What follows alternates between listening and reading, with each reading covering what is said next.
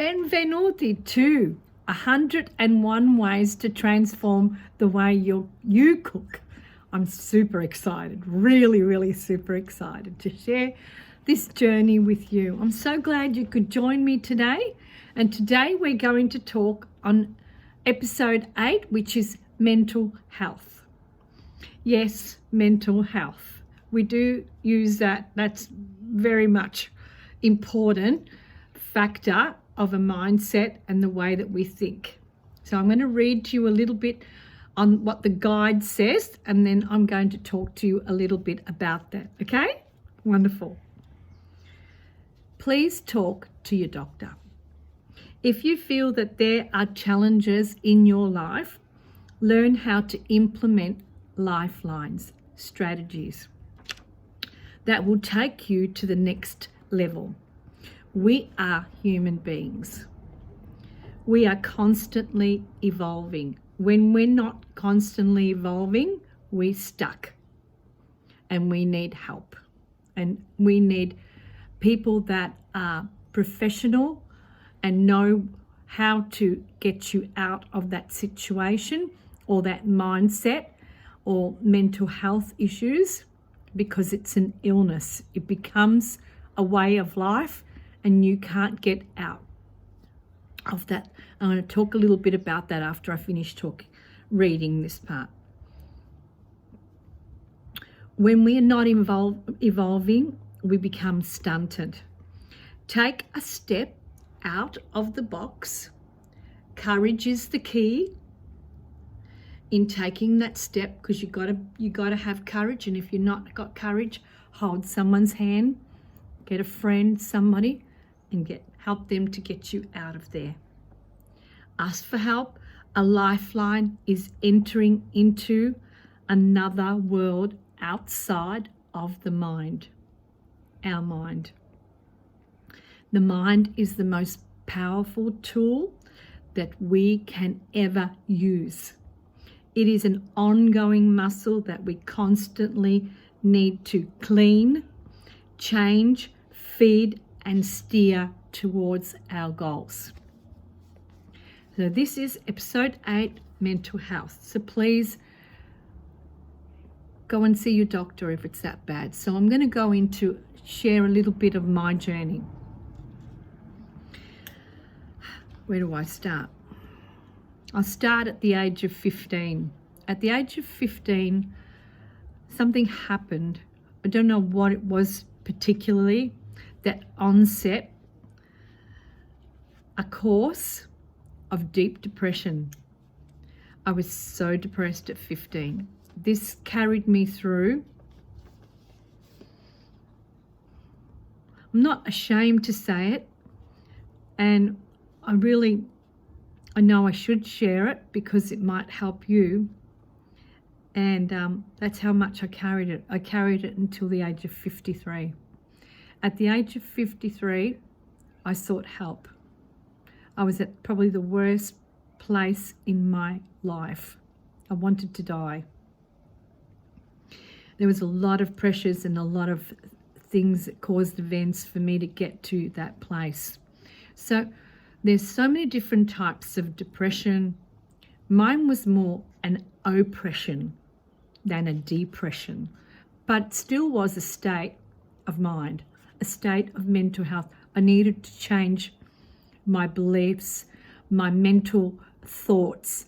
I put clarity in my head and to put a clean structure. So I did therapy for a good year and then went to see my therapist once a month for a while, and until I got on a track where I was in a good place mentally, because it's your mind that needs, clarity. Now, being a chef myself, you can have depression from work, because a chef's life is not easy. It's one of the hardest professions. You are constantly pressured, you are constantly challenged, you are constantly put in a place where you've got to serve so many people, and your utmost performance, you need to perform. very, very, very high levels. If you want to succeed and you want a good restaurant, or you want to be working for someone who will call you and say, oh, I want you, you're going to be great at this. This is what we need you. So your mindset needs to be that of power, of strength, of courage. I can do this. I can whip up. A chef's got to whip up so many meals. Sometimes when we're at the restaurant, we might have 50, 60 people all come in at once and all want to be fed at the same time. And that's huge, because if you're doing meals that have pedantic in them, a bit of art in them, you can't just slap things together and put it in a thing like a home. You can't. So that's a pressure, mental pressure of performance. And that's what a lot of chefs suffer from today. As a young chef, how do you become a great chef? How do you get to that place? It's all about learning strategies and tools and educating your mind into becoming a better chef. So it's the same today with cooking, being the highest version of yourself in your kitchen. But going back to my depression, it was a series of events and a long time. I was in a pretty dark place, and it wasn't easy to raise a family. Although now I look back, I did a pretty good job.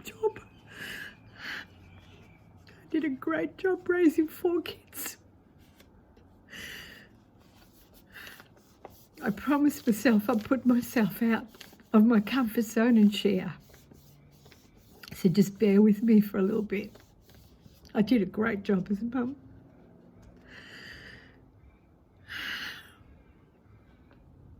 So I took myself. I knew I couldn't live like that anymore. My parents both were passing away, and I needed to change my mindsets. I had a lot of old beliefs. So my psychologist said to me, I reminded him of a Prestige car that was sitting in the garage for a very long time. And we needed to change my engine, my gearbox, and a lot of the stuff that helps an engine work. And that's what happened. And ta-da! Here I am today. I'm very proud of myself. I've worked hard to be here. But we need people. You need to talk to people. Don't keep that in. If that get, because it can become burdening. It become a place, you can grovel down there. You can go and keep going and spiraling and spiraling and spiraling. And you're thinking, I'll get out of this, No, you won't. You need to go and get professional help. That's what they're there for. They give you the proper lifelines and the proper tools to get out and to transform the way that you think. They clean up your perception, and they give you so many wonderful opportunities to become the highest version of yourself too. So please go and get help. If you need help, don't waste another day. We're not coming back. This is it. And when I look back, I wish that I'd had the courage to go earlier, because now I feel like I said to my doctor this morning, I said, she goes, oh, what's your plan? I said, oh, probably I wish to live at about 100. I'd be like you, because I've got so many things to do. I can't go, I can't die. I've got so many things to do. And she said to me, yeah. And now that I look back, I wished I'd have the courage to speak up. I held it in for a very, very long time, and I didn't show, not even my closest. My husband knew there was just a lot of things wrong, but he always loved me for who I am. And that's the wind and the strength of me, who I am. He's always supported me, and said to me I can do anything. And his belief in that has given me enough strength to be able to believe within myself. And now I strong enough to be able to do it on my own. But I do wish that I'd spoken up sooner. I was afraid. I didn't have any strength, any courage. I didn't have any backbone. I felt like I had no backbone within me. I felt if I spoke, to tell you the truth, I couldn't find my voice. I didn't know what to say and I didn't know where to start. Didn't know what was wrong. And so I started to. One morning I got up. I'll share what happened to me that morning that made me change. The local paper was out and this beautiful man was standing in the local magazine saying, sharing a little bit of his own story. And he is the local psychotherapist in the Mornington Peninsula. His name is Nick Sutherland, and a wonderful guy. I wouldn't be here without his guidance. He wrote a little article in the paper, and he said, how long can you hold a glass of water? You hold it for 1 hour, you hold it for 2 hours, you hold it, and sort of like that triggered me. I thought, oh wow, I've been holding all this stuff inside. Imagine what it's doing to me inside in my internal struggle. Always fighting. I woke up every morning. I was in a warfare, battlefield of the mind. I was my own sergeant major of my life. Couldn't see light. I went to see him, and I had to trust him, and that was hard to trust strangers. When you're going through an oppression and a depression, that's the last thing, because everyone around you's done nothing but hurt you. Until I changed my viewpoint and realised that people can only hurt me if I've allowed them to hurt me, and if I've allowed them to walk all over me.